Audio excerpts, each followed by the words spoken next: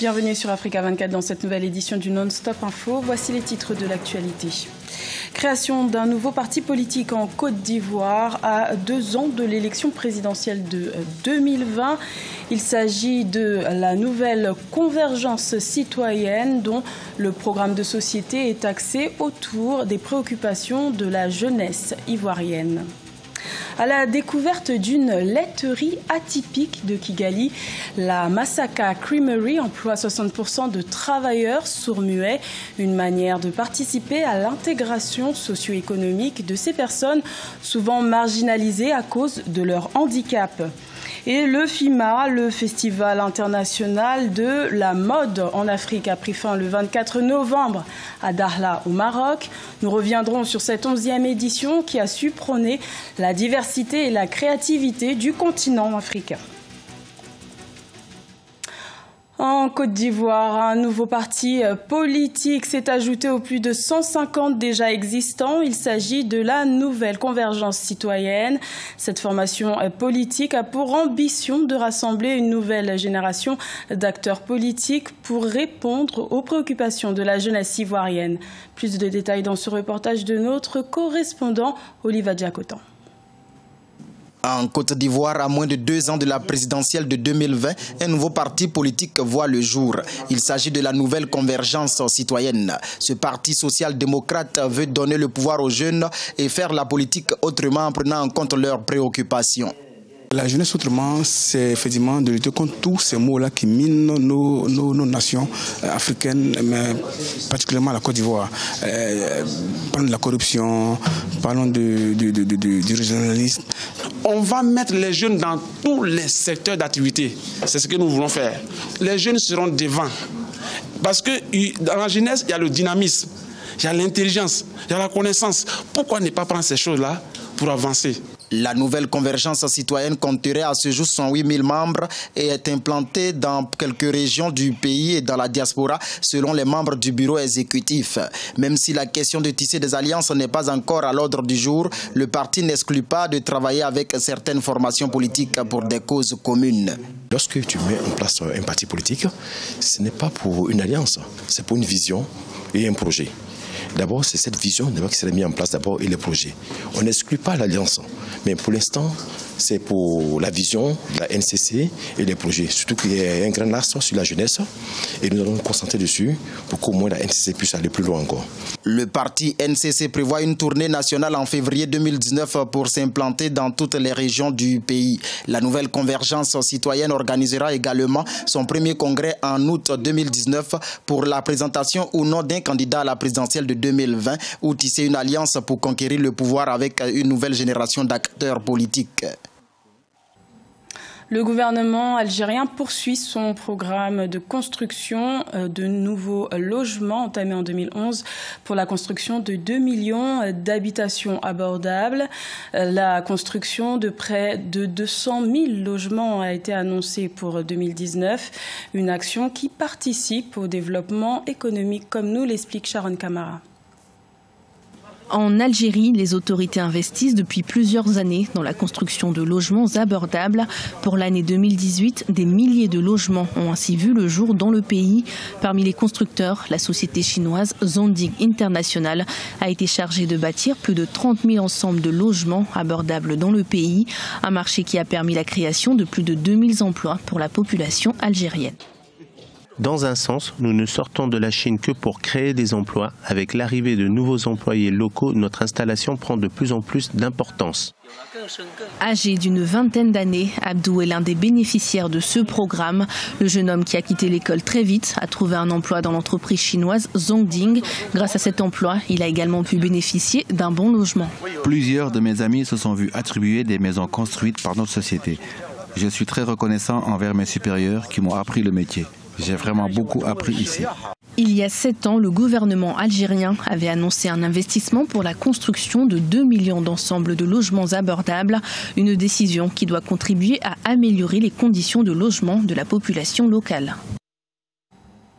Au Rwanda, la laiterie Masaka Creamery, située à Kigali, ne fabrique pas seulement des produits laitiers, elle favorise aussi l'intégration sociale. En effet, 60% des travailleurs de cette entreprise sont des sourds-muets, des personnes qui sont souvent marginalisées dans le monde du travail et défavorisées dans la société. Reportage de notre correspondant Fratenda Kaisanga.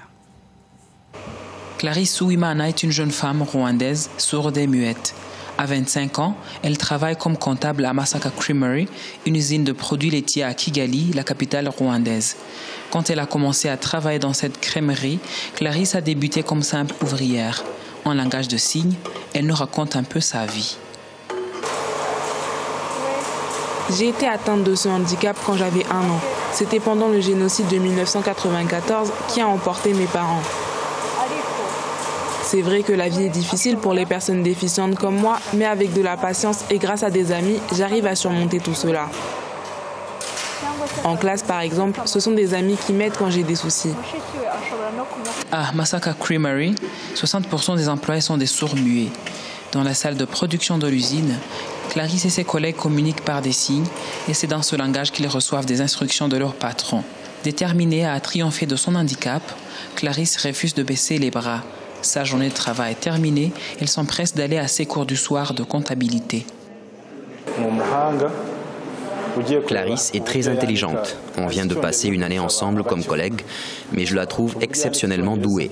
Bien sûr, il faut que quelqu'un puisse être tout près d'elle dans certains cours, mais en général, elle est parmi les meilleures de la classe, par exemple en anglais. Le recensement national de 2012 a estimé à plus de 33 000 le nombre de personnes sourdes et muettes au Rwanda. Le gouvernement rwandais et différentes organisations non gouvernementales se battent pour permettre leur intégration socio-économique, mais le chemin est encore lent.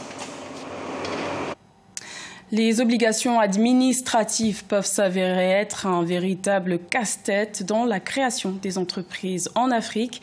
Un jeune entrepreneur ivoirien propose de remédier à cette contrainte en dématérialisant 200 services, surtout juridiques, d'ici à 2020 grâce à son site legafrique.com. Reportage de notre correspondant Oliva Jacotan. Lauréat du prix 35 édition 2018 dans la catégorie innovation technologique, Youssouf Ballo dirige une start-up qui veut dématérialiser 200 services juridiques dans l'espace OADA en général et en Côte d'Ivoire en particulier. Avec une quinzaine de collaborateurs, cet entrepreneur ivoirien a déjà aidé 500 personnes à remplir différentes formalités à l'aide de sa plateforme legafrique.com. Aujourd'hui, grâce à Legafrique, beaucoup d'entrepreneurs sortent de l'informel. Et je pense que c'est cet effort-là de formalisation de nos entrepreneurs qui a été récompensé aujourd'hui à travers ce prix 35-35. Nous sommes ici dans les locaux de legafrique.com à Abidjan. Famati Fodjo, fondateur d'une école confessionnelle, vient de solliciter plusieurs services de la plateforme pour la réglementation de son école islamique. Nous avons besoin des documents qui sont au registre de commerce, nos statuts avec plusieurs autres. Donc je suis venu voir Legafrique pour que je n'ai qu'à voir ces déclarations fiscales, un compte bancaire avec autres conseils pour puisse m'aider à exercer et à évoluer mon domaine de l'éducation nationale. D'ici la fin du premier trimestre 2019, legafrique.com veut conquérir le Bénin, le Burkina Faso et le Sénégal et compte couvrir tous les pays d'Afrique centrale avant fin 2019. La 11e édition du FIMA, le Festival international de la mode en Afrique, a pris fin le 24 novembre à Dakhla au Maroc. Ce rendez-vous de 4 jours a réuni les férus de mode. Notre envoyé spécial Hortense Assaga revient pour nous sur le déroulement de ce festival. C'est ici à Dakhla, dans le sud marocain, que s'est tenue la 11e édition du FIMA, le Festival international de la mode en Afrique, initié par le créateur nigérien Alfadi. Une édition placée sous le signe de la jeunesse, où de nombreuses conférences et des défilés ont rendu hommage à cette jeunesse qui fait le continent africain.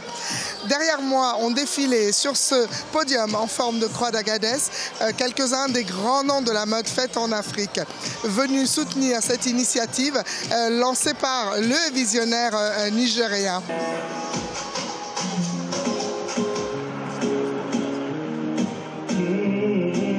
Alors que du bonheur, c'était vraiment, on était épatés par ce qu'on a vu.